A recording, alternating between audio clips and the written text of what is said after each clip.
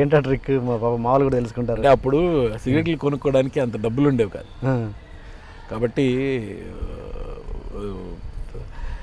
ఏం చేసామంటే సిగరెట్ తీసి ప్యాకెట్లో ఎన్ని ఉన్నాయి సరే తీసేసి ప్యాకెట్ విసిరేసేవాడు.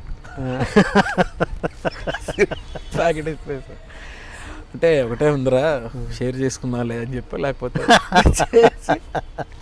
తర్వాత ఆడేటల్లంగానే మళ్ళీ తెచ్చారు.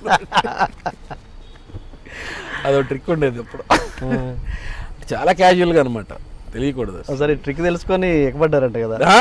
ఒకసారి చూసేసి పట్టేశారు. అది ఎలా తెలిసిందో తెలియదు మరి.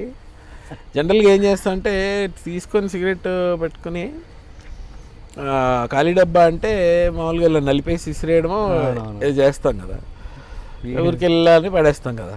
అది వెళ్ళాలి అన్నప్పుడే సౌండ్ వచ్చిందో ఏదో పట్టేశారు మొత్తం మీద.